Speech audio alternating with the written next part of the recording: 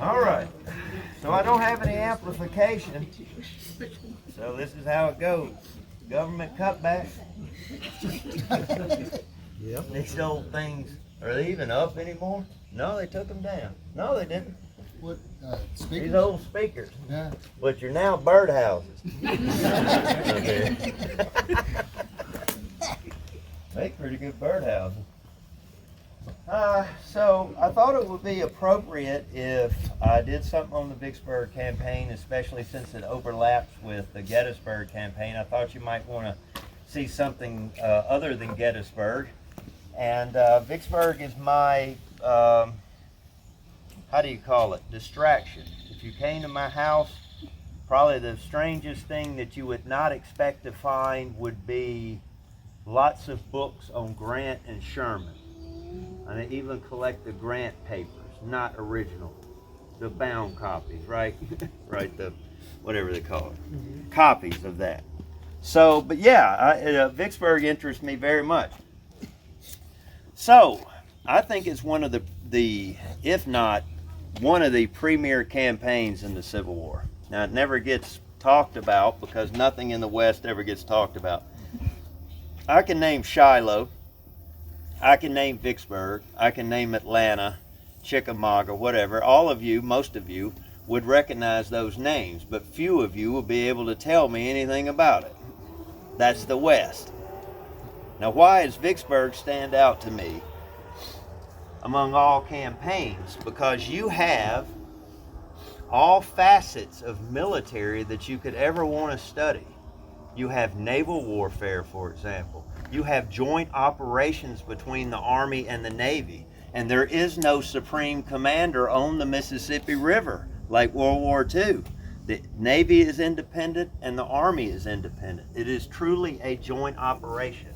And military leaders today study the Vicksburg campaign to show how cooperation can be done to achieve a common goal. And they pull it off, of course, right here. You have espionage, counter-espionage, you have railroads, you have water, you have Northerners fighting with the South, and a few other twists and turns. So anyway, while Gettysburg is going on, Vicksburg has been under siege basically since May 23rd, fully under siege. Now the Battle of Gettysburg is not until July. All right, so how do we get here? So the town of Vicksburg is about 5,000 people. And I always think of this when I pass, though I don't always think about it, but I sometimes think about it when I go past the Mississippi Monument and Barksdale's brigade right there, obviously, for you Gettysburg buffs. I think about the composition of some of those troops.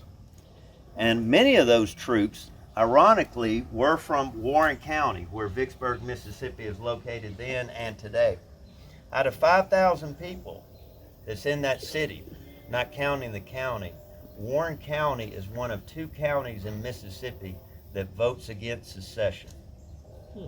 They were old Whigs. I don't need to go that deep into it, but Whigs are unionists by trade. And what is Warren County? Where are they making their money? They're making their money from the river. Really? You know, do you think they're dumb? I mean, why would you want to pull out? But I will tell it, I could do the whole program on this. Thousands of these men from Warren County are standing only a few hundred yards away from you. Literally lined up with the Confederacy because they don't have a choice anymore. You never will, hopefully, be placed in that position where you have to make that choice. You can believe in a lot of things, granted, and we do today, but it's another thing to shoot at your own family. That is a very, very difficult thing to do, and most people probably would not do that. And so they enlist in the Confederacy. Now, before the war, it was a major port. Why does it take off? Because of the natural bluffs right here. See how the bluffs go up? Well, that's not always true along the Mississippi River. You have natural bluffs. and you also have the water that comes up underneath the bluffs. You have a port. Now you have those both those natural features, water and land right there along the Mississippi River, and then you add to it a railroad. You connect a railroad to this town, which connects to the river, and you can get from the Mississippi down to New Orleans, and you can go anywhere you want in the whole wide world. Vicksburg is cooking before the war. Egress and ingress, bringing them in and out. But what makes the town thrive in peacetime is going to make it what is a goal in wartime. The railroad allows the Confederacy to fortify Vicksburg and to maintain a garrison. They could not have done that because they didn't have gunboats. They had to have railroads. And Vicksburg had it, and Natchez did not. And that, ladies and gentlemen, and Greenville did not. And that is why Vicksburg here is going to be defended after New Orleans falls and after Memphis falls. The north descends from the southward and the north ascends northward. And they both basically meet at Vicksburg, Mississippi. Now, there's a lot of attempts to try to get to Vicksburg, and I don't have time to cover them all. Maybe one day, just possibly, there might be a book about the early stages of the Vicksburg campaign. But we don't hold out hope at this point.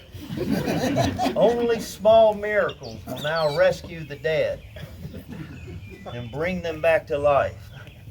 People that once again can resurrect one last time. Now, in the spring of 1863, Grant has failed multiple times in trying to take Vicksburg. Okay? So this is the thing that most people overlook, which I don't have time to go over. Grant failed multiple times. In the spring of 63, his back is against the wall. He is sitting outside of Vicksburg across the river on the Louisiana side, the western side, and he can either retreat, well, we wouldn't retreat, regress, I guess you could say, back to Memphis and start southward again, overland instead of the river, or he can march further southward along the western side of the river, along Louisiana, and try to cross somewhere south of Vicksburg. Grant figured that if he went back to Memphis, the northern public would view it as a retreat and a sign of weakness. And so therefore, Grant came up with the idea that he was going to march down the side of Vicksburg. So, in other words, I know you can't, I told y'all to sit closer. For those of you in the back, welcome to this black and white map. Remember those Etch-a-Sketch? That's what you're seeing in the back. Told you. What you got is the Mississippi River right here. Everybody can see that. The dark lines on it, if I can knock the cobwebs off of it. River flows south. Right here is Vicksburg, Mississippi. See that hairpin turn? I'll switch sides. See that hairpin turn? See that S turn coming through there? That river comes right around that bend. And when it comes around that bend, even in peacetime, that water, when it's going, will turn those river boats 360 degrees. Some of them came past Vicksburg backwards because of that current. You know, that's why you get a river pilot on there, because they can handle that curve, you know, coming around. This is no easy task. Now you try shooting. Yeah. All right. So Grant's over here. See the Louisiana side? Louisiana, Mississippi. He can't go back to Memphis. So he decides he's going to go on down. So he starts scouting down the Louisiana side for a way to get across this river right through here. His objective is to here. All right, now you think about it. He has got to find high and dry ground. You just can't go anywhere along the river and land in a swamp. You've got to have the capacity to get off,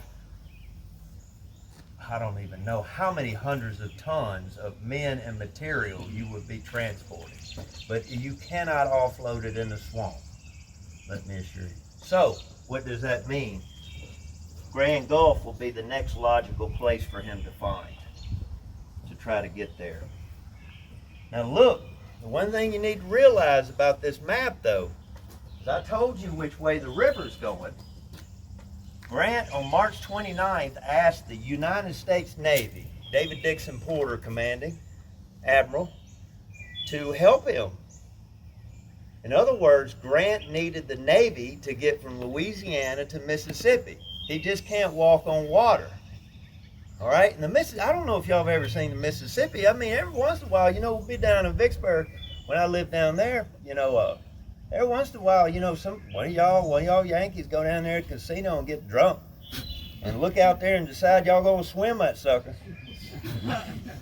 No, it don't work that way. That's a big river, and it's going fast. They find you down at Grand Gulf. Where they find you? You float on down to here, to the power station. Down there, they'll find you. Once you get down there, they'll be drinking them drinks in them casinos.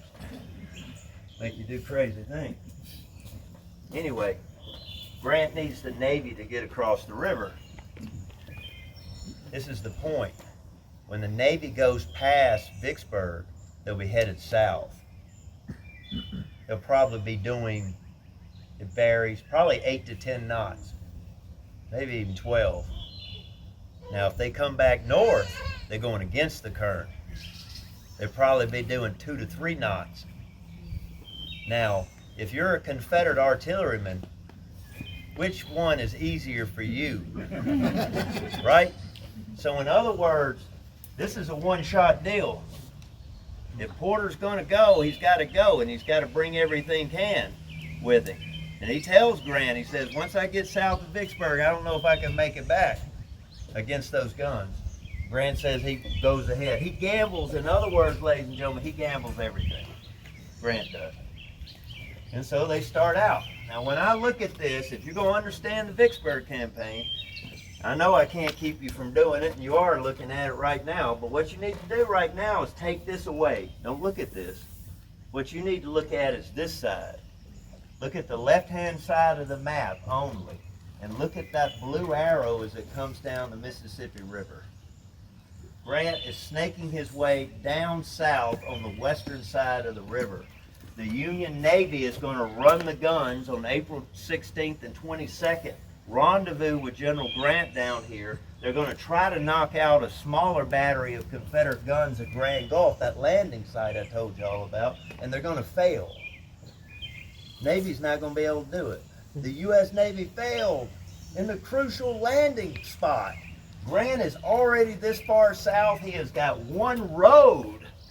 One road. I mean, you can't even get off the road because the area around here is flooded up to the road. The road's the only dry area because they've blown the canals, the dams, I should say, levees. What does Grant do? He changes, he modifies his plan. And he goes aboard that night after the Navy can't do it, and he meets with Admiral Porter, and he says, there's got to be another landing site. Let's send out some reconnaissance. And you know what? They send out a party.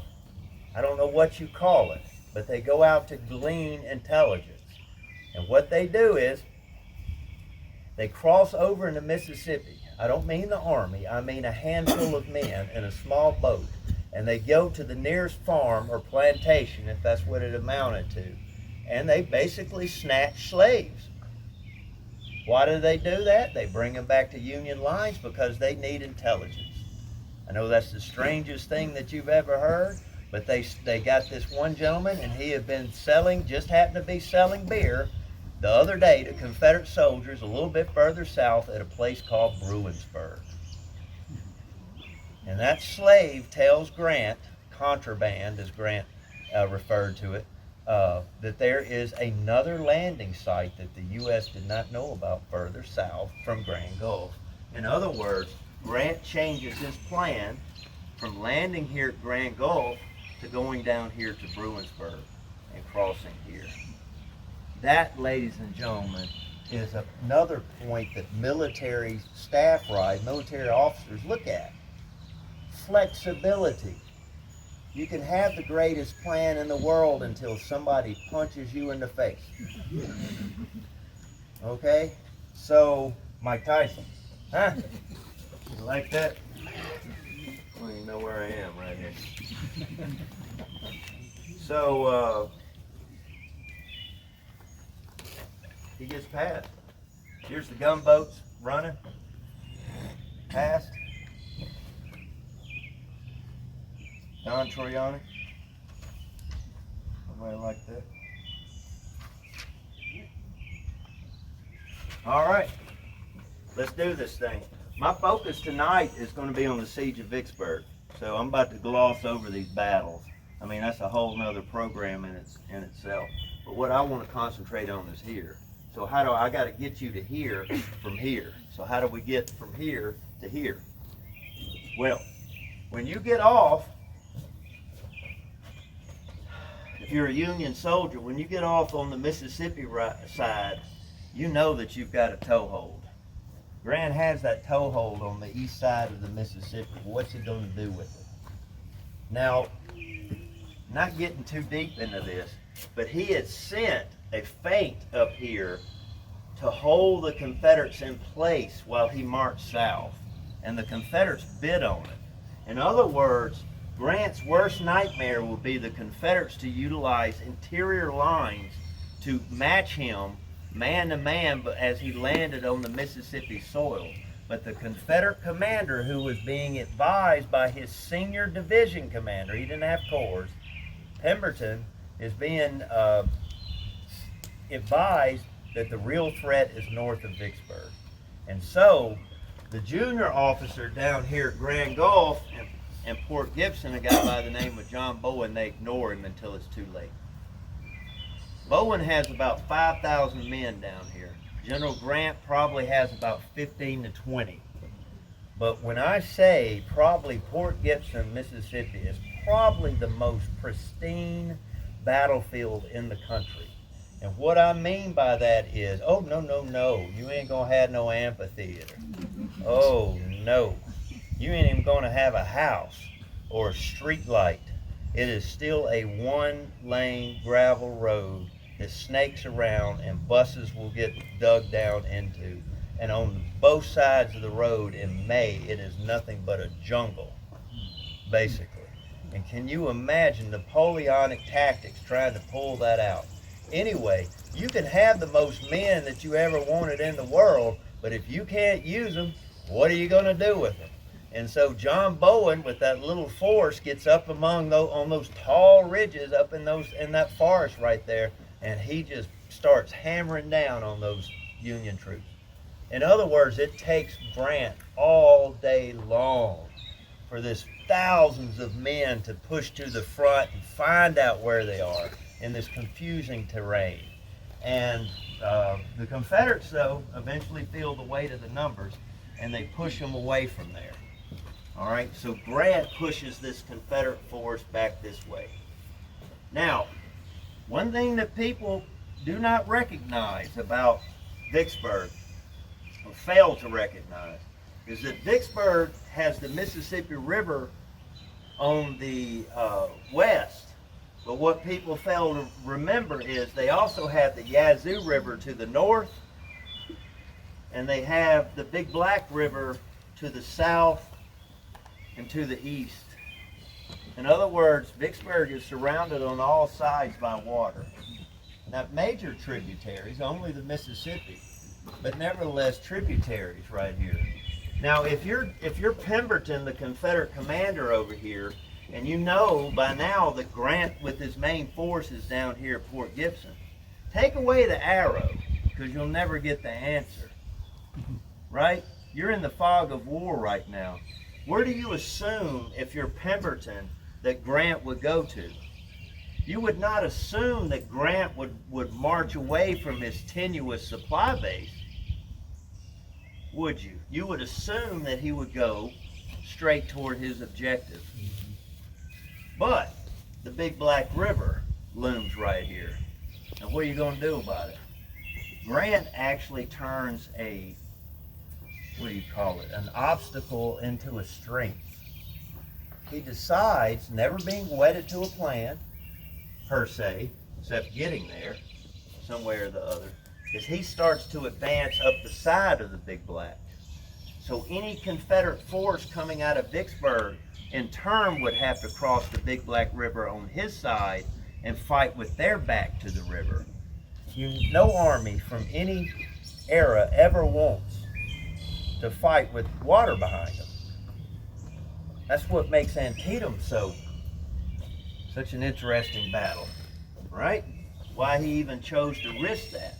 So anyway, I digress. Grant starts moving inland. And this is the cool thing about Grant. When you go to Lee versus Grant in 1864 and 65, what are they talking about? Grant is after Richmond, but his real objective is Lee's army. That's what he follows. In other words, he doesn't have to get exactly to Richmond in order to win the war. Well, in this case, he's learning. He doesn't have to get exactly to Vicksburg to take it. If you're going to keep 30,000 men in Vicksburg, Mississippi, you have to have one of two things, if not both. You either have to have the river or you have to have the railroad. The railroad is the Achilles tendon of Vicksburg. And look where that arrow's going. Right up here. It doesn't matter where he severs the railroad, as long as he severs the railroad. Now, I got a good story for y'all. All right? So we'll talk about that. So, I have some vines growing up my telephone pole out my yard. And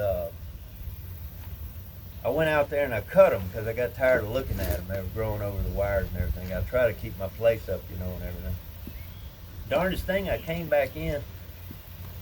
Either the next day, I think, or something. I was trying, I kept fiddling with my computer and I couldn't get it to work.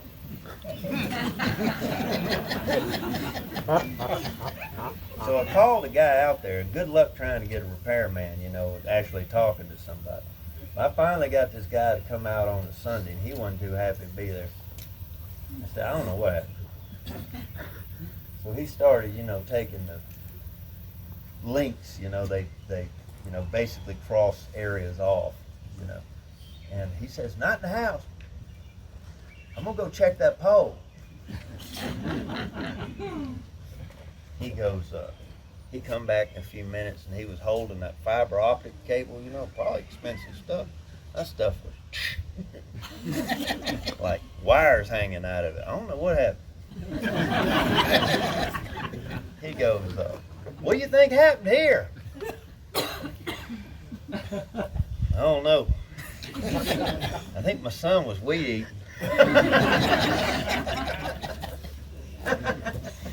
Cable, excuse me, the internet's working now.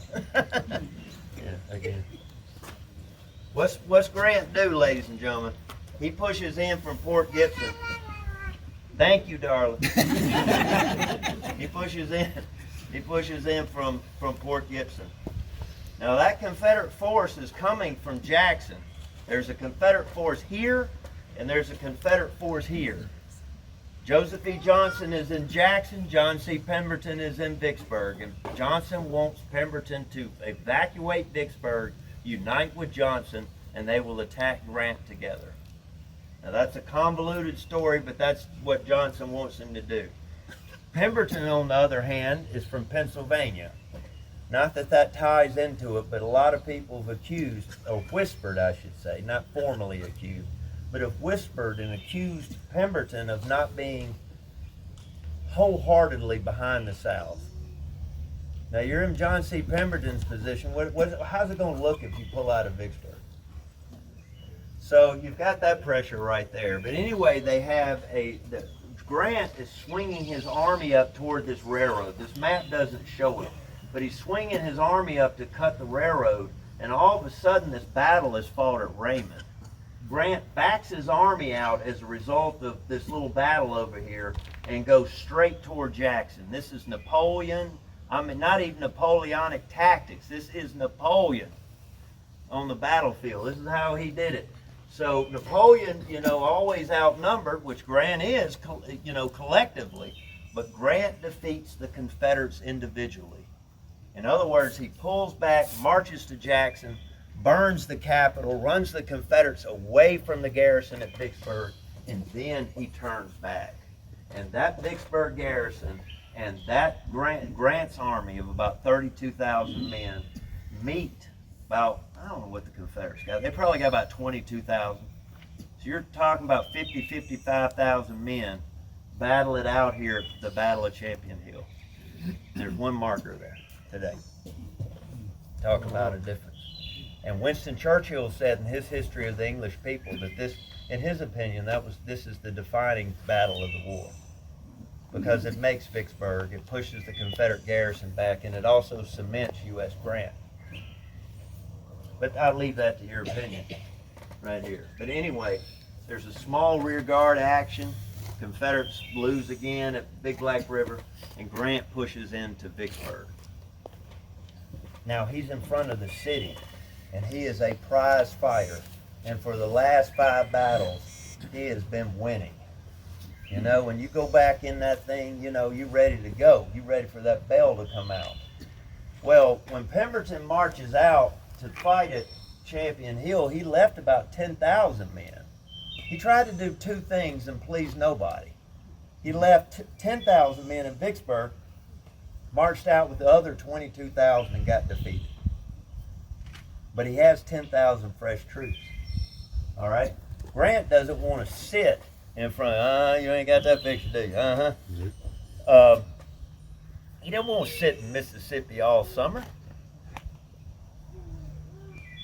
He don't want to have a siege. And the Confederates, if you're U.S. Grant, are you not thinking that your opponent is like one more push?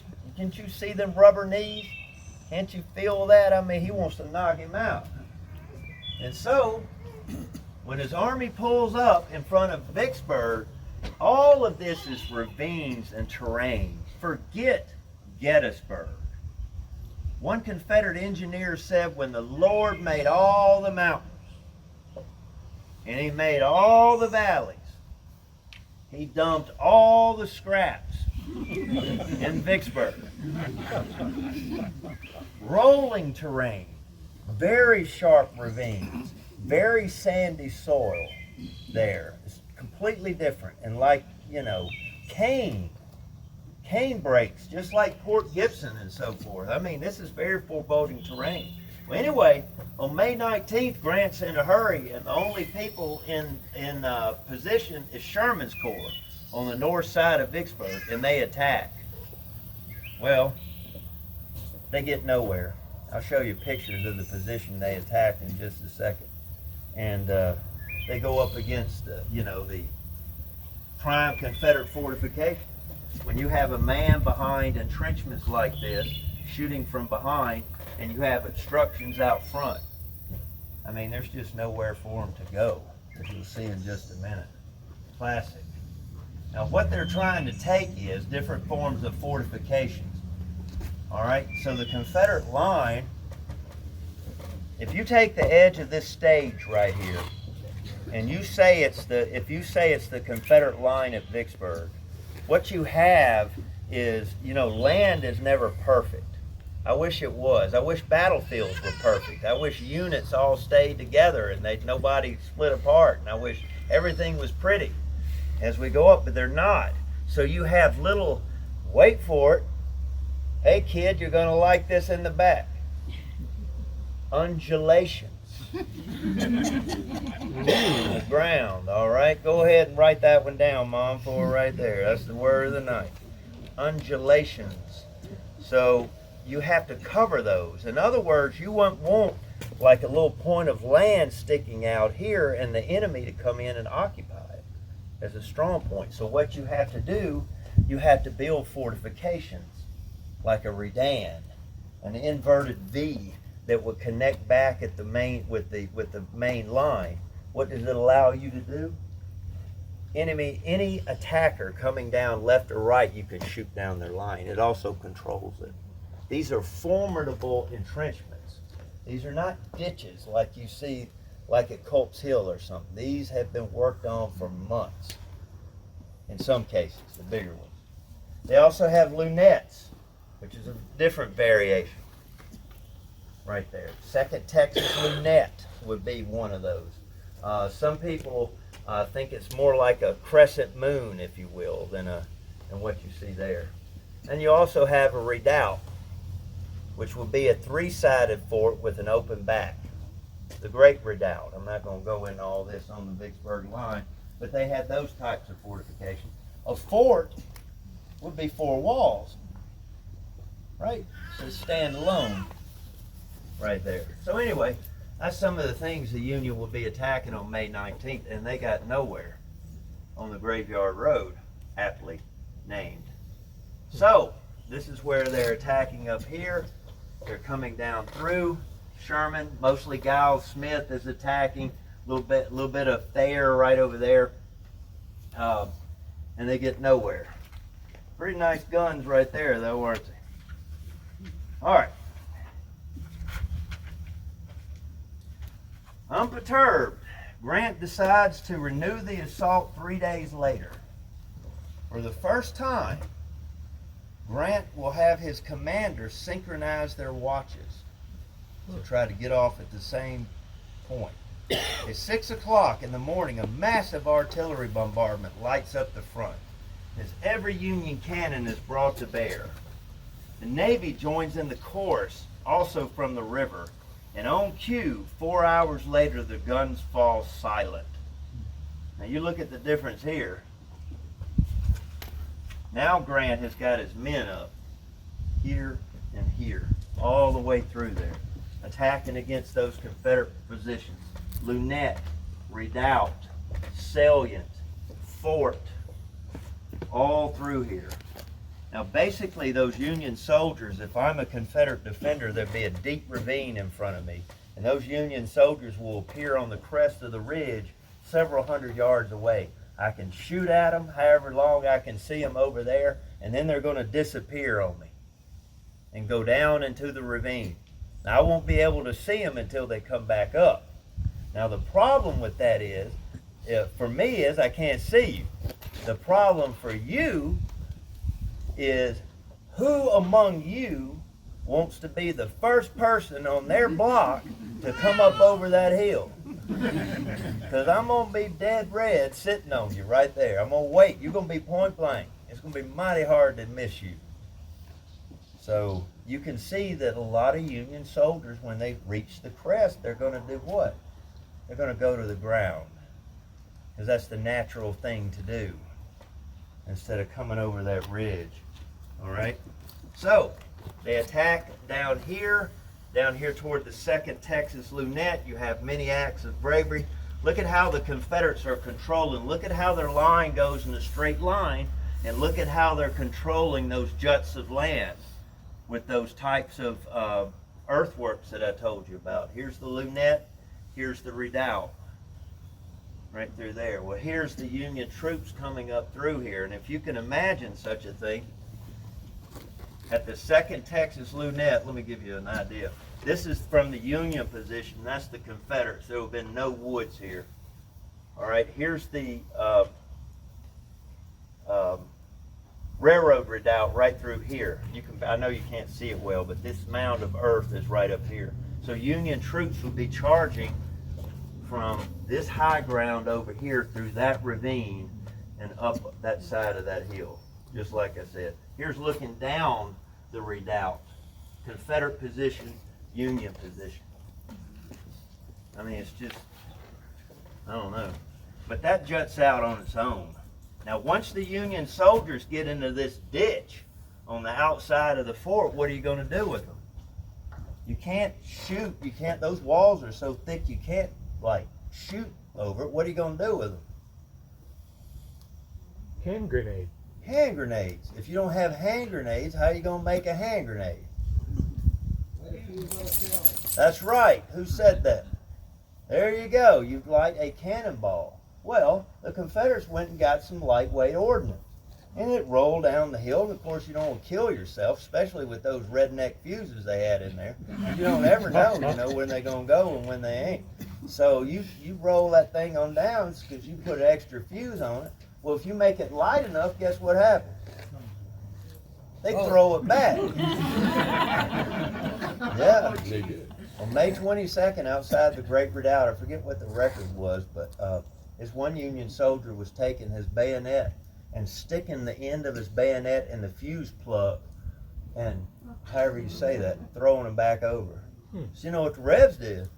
You don't want a shorter fuse. You kill yourself. So what do? You don't stop this nonsense. You go get a bigger ball. You like that sucker. And let them try throwing that back.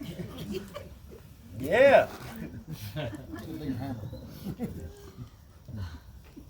This is actually, the Union momentarily breaks into the railroad redoubt and gains control. The reason I put this up here, though, and I don't know where I got it, and I don't know where it is, but this is one of the few images, ladies and gentlemen, from the now extinct Vicksburg cyclorama,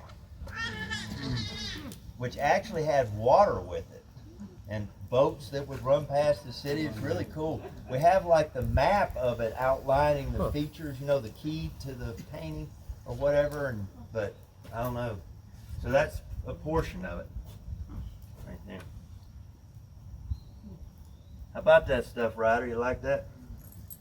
All right, so back to the assault. All these Union troops are coming down through here. They're hitting it.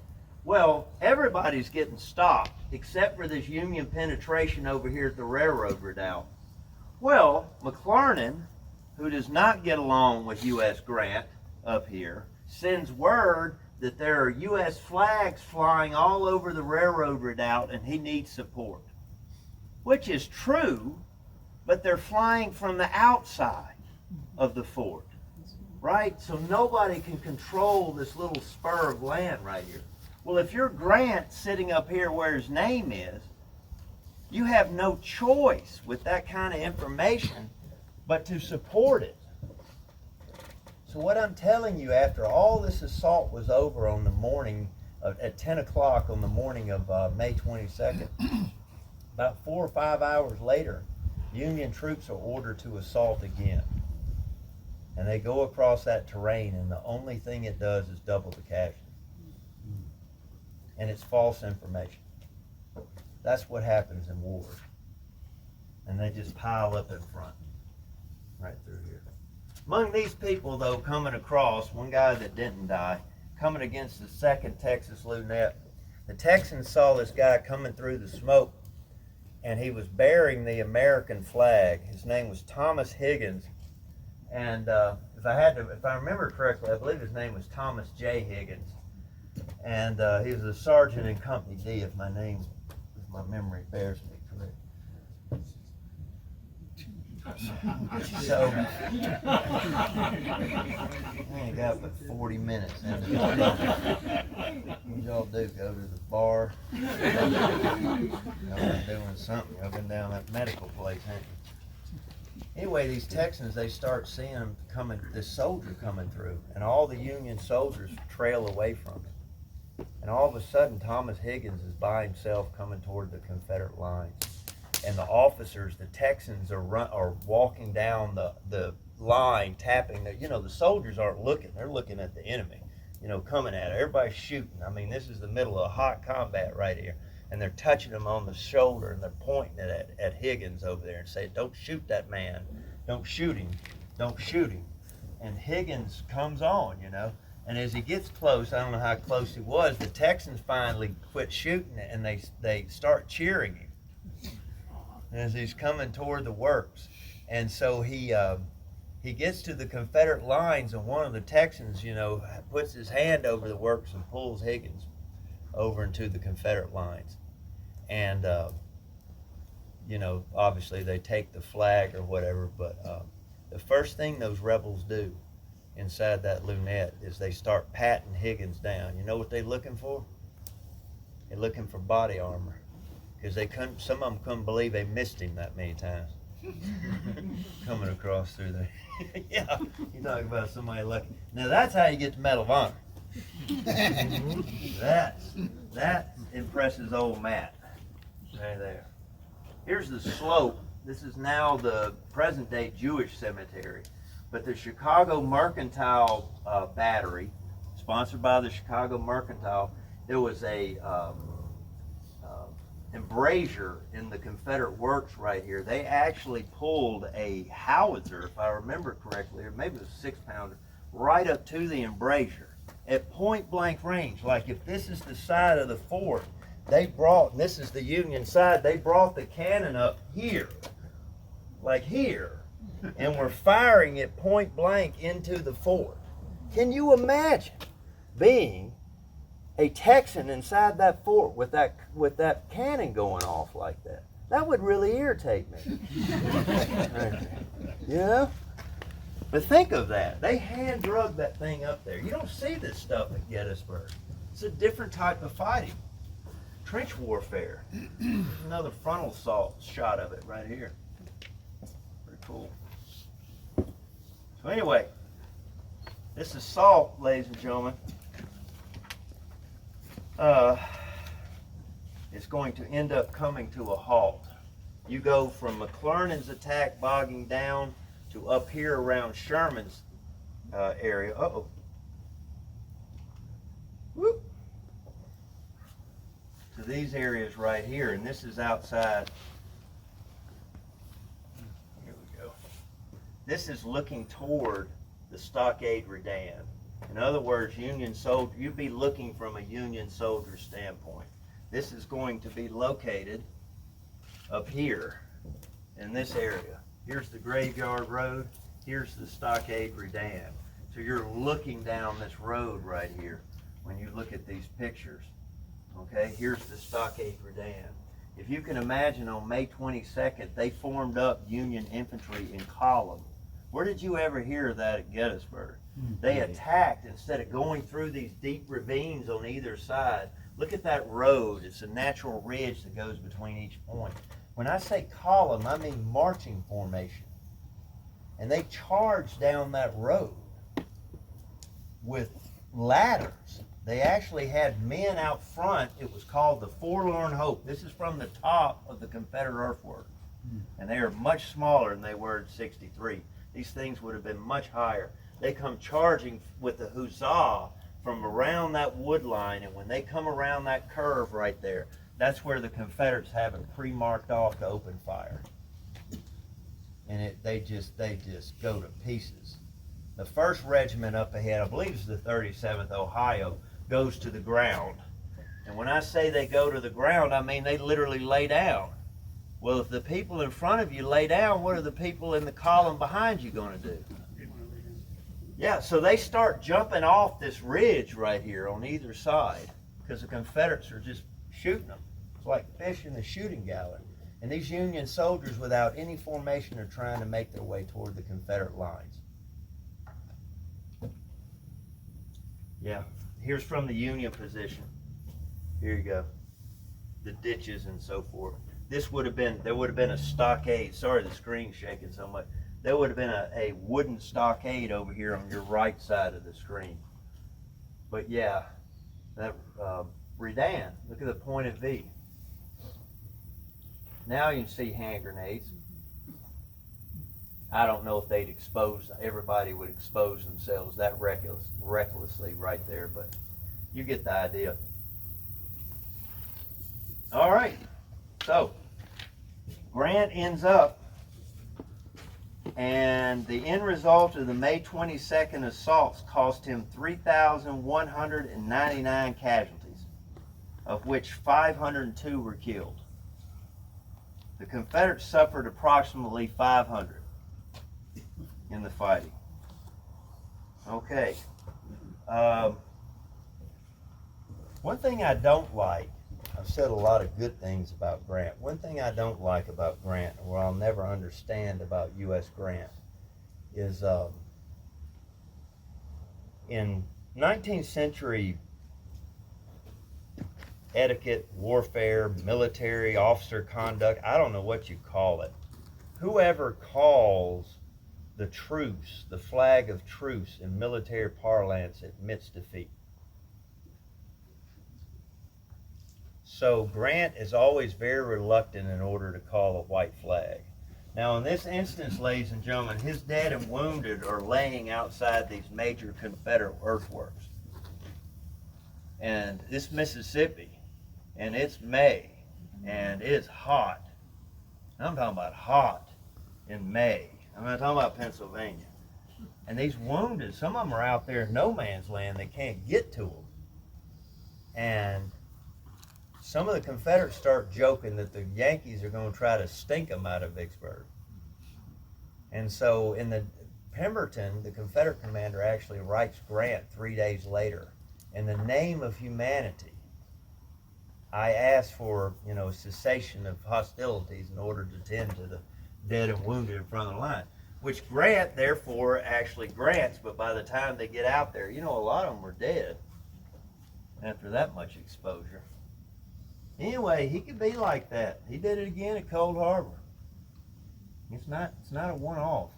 He's a very stubborn man at times. I don't know why. But Grant's now faced, back to the story right here, he's now faced with no choice but to lay siege. What does a siege mean? What's basically a siege mean? We don't have that here at Gettysburg. Can't get in, can't get out. You can't get in, you can't get out. That's right. You can't get in and you can't get out. In other words, you put them in a chokehold. Oh, you can go around the world, never get a better drink. Now, if the Union Navy's over here, and the Union Navy's over here, and the Union Army is right here, and the Confederates only having a finite amount of time, right? It's called a siege, and it's been done for ages. I will point out to y'all though, and one of the remarkable things, people overlook this about the Vicksburg campaign. You're talking about soldiers from Grant's army, these Union soldiers. They're not engineers. They're farm boys. They're mostly from the Midwest, Indiana, Illinois, Wisconsin. I mean, a lot more Western troops than we see here at Gettysburg. I mean, they're farm boys from out there. Minnesota, they know how to build things. They may not be military engineers, but the Union Army has to transform itself into an engineer battalion, a big engineer battalion, because they have to construct, fortifications such as gabions or fascines, if I'm saying that right. Things that were constructed out of cane and vine and so forth. What this does is you line them up. Look where they're putting them in the walls. This is actually taken in Virginia. But look where they're putting them in the walls. Well, in the center of that basket, you put in dirt. And once you put dirt in the middle of the basket, it doesn't move. And your wall doesn't erode. So anyway, there's a shot of it from Petersburg. That's how you make them. And that's similar to what Vicksburg. Now you think about trying to learn that on the fly while somebody's shooting at you. And they could zing these minis. Now, my question to you, ladies and gentlemen, is if I want to get from here to here, how do I get here without getting shot? How do you do that? Now, this is not something they invented at Vicksburg, but it's something they had to relearn from centuries of warfare. They had to relearn on the fly. This goes back to medieval times. How do you get to an enemy's works with a minimum amount of casualties? You dig an approach trench. In other words, I do not dig. You're going to lose me for a second. I do not dig straight ahead. All right? I don't dig like this when I come out in here. I think you go straight. I'll tell y'all what. You knock it off. Thank you. I've been watching y'all. Right there. I need to go get a hotel. Now, you don't dig straight, people. You dig sideways, right? That's how you don't get shot. Look. Right? And you dig back. Which way you throwing the dirt? You're throwing it toward the enemy. Okay? And then when you get to the Confederates, you reinforce it with what is called a parallel. If the Confederates come out and attack you, you have lines that you can fall back to and make a defensive stand. So I know this may confuse you, but this is what it is. It is an offensive action with defensive capability to it. It's an engineer. It's military engineering. It's an approach trench. Kind of like what we would call, like the traverse over it. Called Hill. Y'all better get that one. And they start digging, for example, they start digging an approach trench from the Shirley House to what the Yankees call Fort Hill, or the 3rd Louisiana Redan. I will trace it for you. It starts here, it goes up, it comes down, and when it gets to the Confederate line, if you can't go through it and you can't go over it, then you go under it. And so they start digging, all right? And eventually, this picture is taken from right here. You can see the difference that you would see at Vicksburg today, right through there. That's the Shirley House, one of the more famous pictures from the Vicksburg campaign. I did walk down in there one winter, and there's nothing down there, so you don't have to go down there. Sure. But I've been there. Closer look. See the people. Why are they built this way? Because the rebels are on the opposite side. This is where you do your cooking and your living, on the defilade, on the backside of a hill. These little places right there. Those reportedly belong to the 45th Illinois. I don't know if anybody's interested in that, but I believe so. So anyway, those houses are approximately, those sheds are approximately right here. Right here. So when they eventually get to the Confederate lines, they eventually get here, they create a parallel. See this tower? Some Indiana men were bored. They were sharpshooters. They weren't getting anything to shoot at anymore once the siege got going. So they built a tower out of railroad ties. The guy's name was Henry Foster, right? Oops. And he would climb up in that tower and take shots at the rebels who were over here in the 3rd Louisiana Redan. Here's where that tower would have been, right here. Right here. I'll go back. Here's that tower. Excuse me. Here's that tower right there. Yep. And so they eventually get here. Here's the tower again. I know, buddy. I'm almost done. Here's the 3rd Louisiana Redan.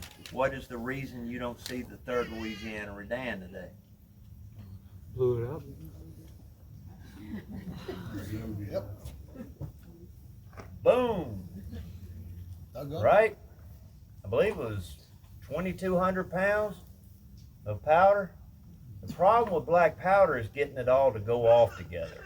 Black powder, getting it to compress and to blow at once is virtually impossible with it. So, for the energy you get, you lose so much in flame. Most of it just goes up in fire right there. But nevertheless effective. Now the Union troops decide to charge up in there, and they can't get anywhere because the Confederates have walled off behind it. Now, Grant they fight for 24 hours inside there. Wow. And the Union can't get anywhere. They actually bring up headboards, homemade headboards into that crater and throw them up front. The Confederates go get a 3-inch ordnance rifle, a cannon, a rifle cannon, and at point blank range are firing at those tree logs inside that crater. If you can imagine a Civil War rifle shell hitting a tree at point blank range, that's the type of fighting. I can't imagine what that would be like, what it would do to that tree. I have no idea. But anyway, it gets nowhere. So what's Grant do? He digs another hole at the same place. Now this time, the first time when he blew it up, the Confederates lost several men that were digging a countermine. You know what a countermine is? That's when you sink your own mine into the ground. And you know what happens when you explode your mine near their mine? Start shaking the ground. And what happens to their tunnel? It collapses on them. So it didn't happen. But anyway, the Confederates this time, they took slaves because they knew the Union was digging again. Don't ask me how they knew that. I guess they could hear it. And so when they touched that thing off again, this guy got blown sky high, so far up. The Union didn't assault on the second mine explosion. They didn't send anybody in there. But it blew him so sky high that he fell inside Union lines on his head. And they picked him up, dusted him off. Union soldiers said he tried to run back to the Confederate lines, is what they said. They calmed him down. And they asked him, who are you? And he says, my name's Abraham. And they go, well, what happened to you? And he goes, I don't know. He goes, all of a sudden I was going up in the air. And when I was going up, I met my old master coming down. And he said, Abraham, grab your coat. It's cold up there. Union soldiers, that picture is taken because Union soldiers, enterprising Union soldiers, put him in a tent and charged at mission because his story spread through the Union Army like wildfire. And people did not believe it. Soldiers did not believe it. So they charged 25 cents to see America's first astronaut. Oh, come on now, come on. That's late. I'm an hour into it. Suborbital flight. Let me tell you about some Yankee redneck ingenuity. Talk about the Yankees. I believe this is in Missouri. I won't spend much time on it because I'm about out of time. But they didn't have, what did I tell you at the beginning of the siege right here? You're talking about an army that has to create everything out of scrap. And they have to learn on the fly. Well, they don't have enough mortars. They don't have any mortars. The Navy does, the Army doesn't. So what do? Make them. You make them out of trees. They take oak and they bore it out to a 12-pound diameter. And by 6 weeks later, the Union lines, those approach trenches are coming right up next to the Confederates in a lot of places. And they're starting to get close, and Grant's thinking about jumping over the wall. That's all he'd have to do in many places. So they bring up these mortars. And I'm not talking about Gettysburg, people, where they put 2.5 pounds of powder in this thing. No! They would put like 2 to 3 ounces of powder in this oak mortar. Just enough to lob that ball a couple hundred yards. But it's a mortar. And if it's a mortar, what does it do? It goes straight up and it comes straight back down.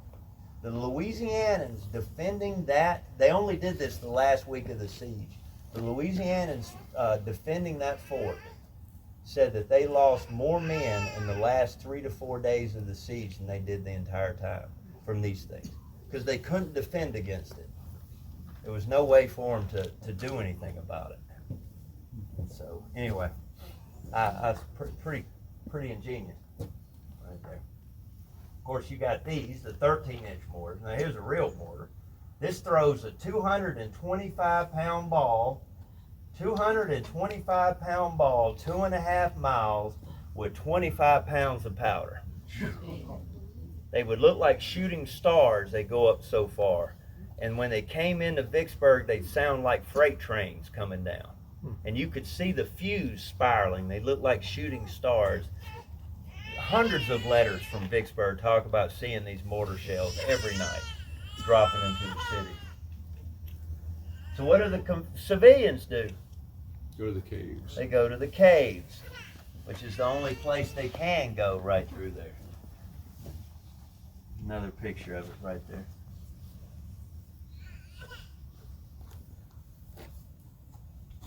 And so the Confederates start running out of food. They start resorting to field peas.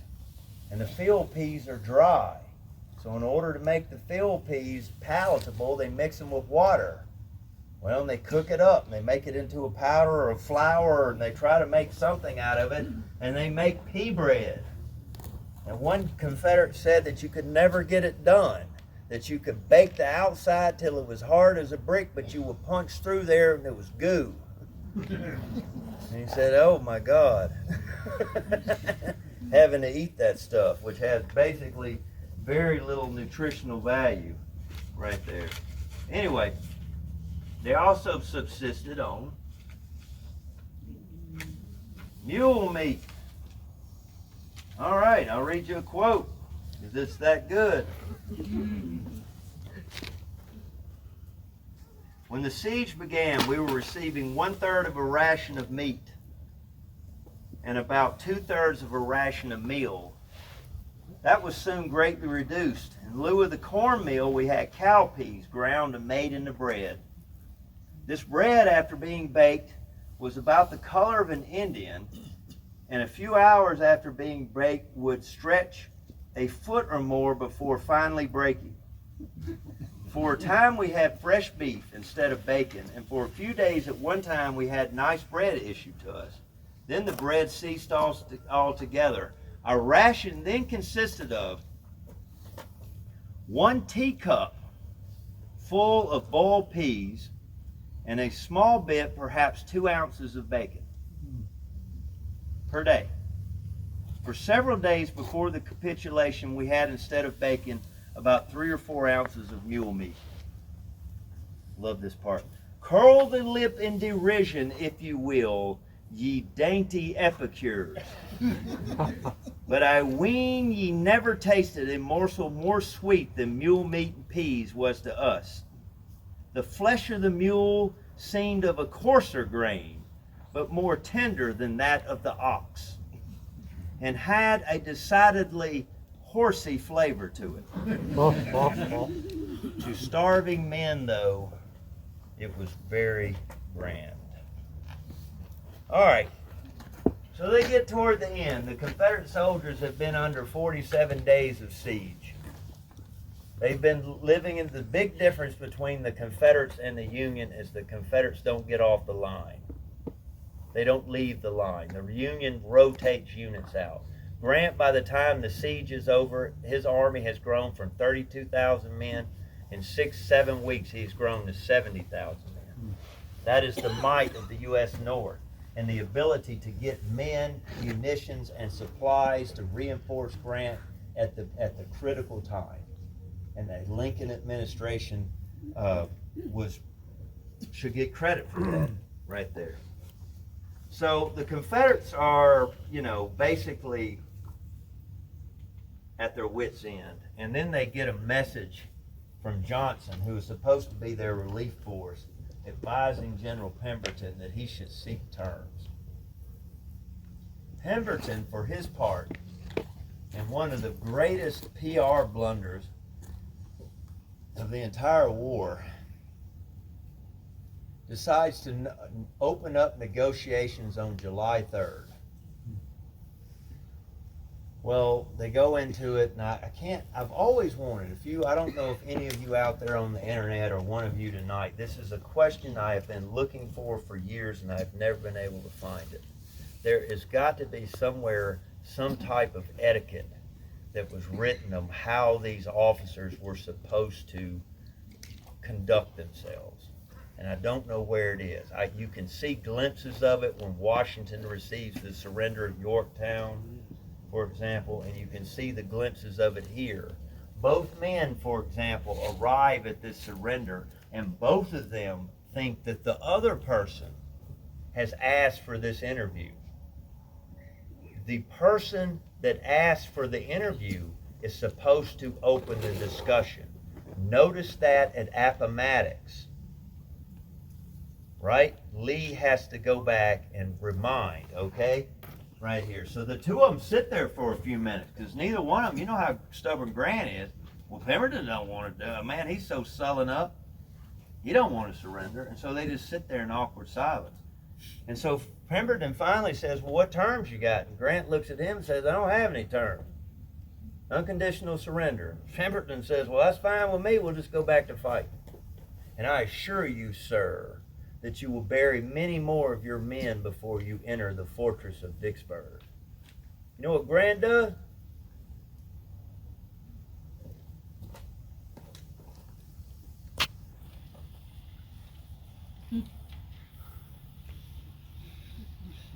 Not a thing. That's what U.S. Grant does. But the junior officers are like, whoa, whoa, whoa, whoa, whoa, we want this thing over with. And so they separate Grant and Pemberton, and they go to negotiate. And they eventually say, we'll send in our proposition of terms at the end of the day. And so that's how it comes about. Grant goes with him. And he would write in his memoirs that he felt that a lot of those Confederate soldiers were done with the war. And he didn't want to tie up the U.S. Navy having to transport, 30,000 Confederates all the way to northern prisons. That's a lot of boats. So what if he paroled them? What if he gave that choice to Pemberton? When I say parole, that means the Confederates can march out after stacking their arms. And that's exactly what Pemberton accedes to. You can see the Confederates coming up into their, lining up in front of their trenches, stacking their arms, and then they would go back just like Appomattox, and they would go back and receive their paroles. In conclusion, Pemberton and the Confederate Army, these are actually pictures from Vicksburg. 29,500 Confederates stacked their arms. An entire Confederate army, unlike Gettysburg, an entire Confederate army is eliminated. In artillery, the Federals found themselves in possession of 172 pieces, 93 field pieces, 69 siege guns, 38,000 projectiles, 58,000 pounds of black powder, and 4,800 artillery cartridges. In addition, 50,000 small arms, mostly infields, along with 600,000 rounds of ammunition and 350,000 percussion caps. Union soldiers entered the city to a landscape, I believe that's Minnesota actually, that was scarred. But nevertheless, what happens, ladies and gentlemen, the next is that this man rides down to the riverfront, and is all of a sudden this unassuming man from Galena, Illinois, who's a true American story if there ever was one. You talk about somebody hard down on their luck now. Gets drummed out of the army because he's drinking too much. He misses his wife. Because all he wanted was his family. He gets back home. He can't do anything right. I mean, everything he tries, he fails at. He ends up having to hawk his watch one year in the 1850s just to buy Christmas presents for his family, right? He's selling firewood on a street corner in St. Louis, and he has to suffer the indignity of going and asking his daddy for a job back in a tannery business. Stinks. And here he is, ladies and gentlemen. Through trial and tribulation, he rides down to the waterfront, and these Union vessels are coming up, and they're blowing their steam whistles, and they've got their biggest flags, of course, flying from the mast and so forth. And all of a sudden, those Union soldiers who have marched in break into a cheer. And Grant, that stoic Grant, doffs his hat with that cigar clenched in his mouth. Ladies and gentlemen, Vicksburg had fallen. Thank y'all very much. I appreciate it.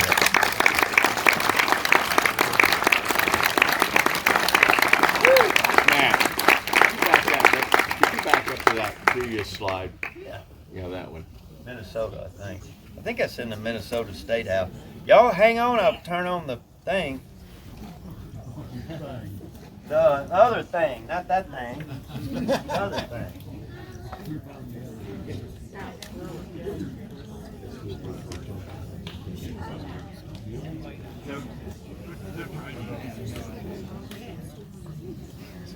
The bird. Well, I thought it worked. That thing didn't work. That thing didn't work. That thing didn't work. Thank y'all for coming. Y'all be careful going home. Don't hit any ghosts on the way out.